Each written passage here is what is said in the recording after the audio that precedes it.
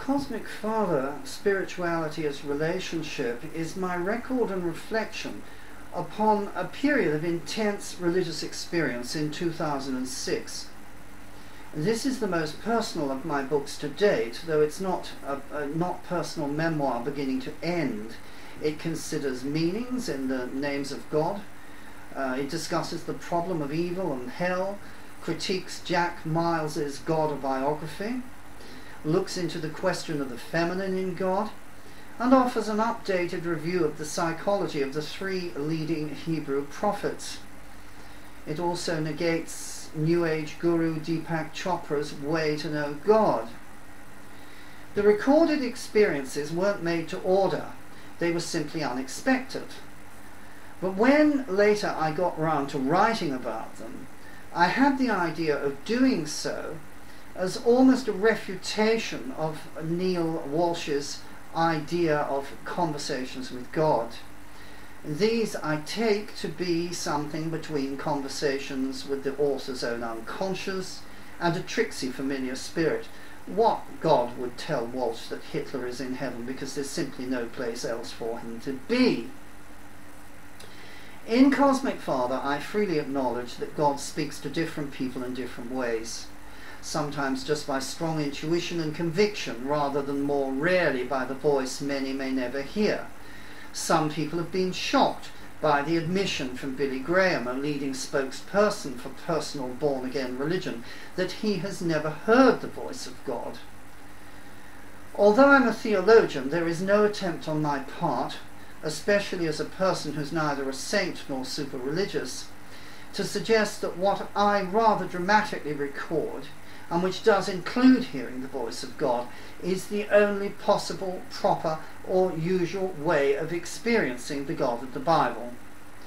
I nonetheless do set out a few guidelines to what can and can't be expected, what is and isn't possible for human connection with God. And when I say possible, I don't just mean for Neil Walsh and his many fans and followers, but a type of evangelical Christian who talks to Jesus and is supposedly addressed by him with extreme frequency on very familiar terms. I don't deny or decry people's devotional relation to Jesus, but I do question the degree of its emphasis in some circles, insisting in line with Jesus' own example of the Our Father, that most essentially the believer's relationship is with the Creator, the Father, that Jesus stated it was his purpose to show.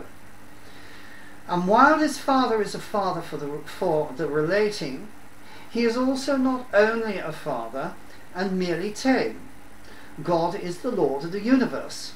Encounter could leave you in something like a state of prophetic shock. Then again, to relate to the Father is necessarily to be related to what Christians call the Trinity.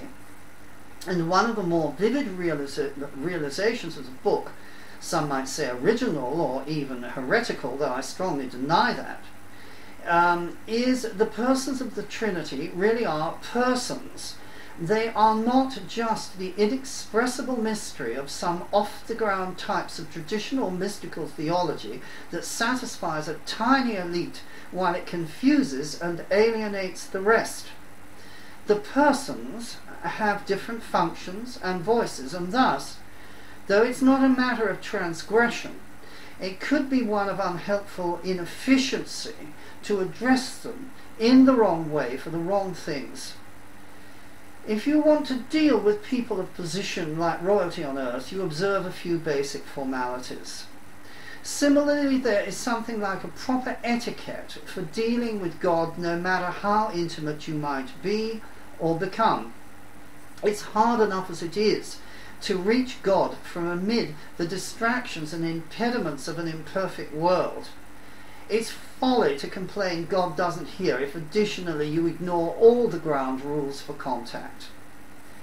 But you should aim for contact, no matter how long it might take to establish it with any vividness, even given the apparently right beliefs, attitudes and actions on your part. A point of my own recorded experiences is I had just about given up any expectation that vivid contact could or would be made or was even intended. However, some degree of personal experience of the personal God is the core and ultimate issue. Outside of Christianity, it's mostly denied that any contact with God is possible. For Buddhism, no creator even exists. It can even finish the mystical boast of some that God is impersonal, and this is the higher realization as opposed to the mere chatter of relation. What if just this is the extreme error, the inevitable result of having persistently gone the wrong way around attempting to reach ultimacy and thus finishing satisfied with less? There is a facile God is my best buddy kind of religion, but if we can get beyond this caricature of spiritual relationship, it will be found that nothing is more vital and important than relation with the Creator. These are the kind of issues I attempt to deal with in this book, and I hope it might be helpful to seekers of all kinds.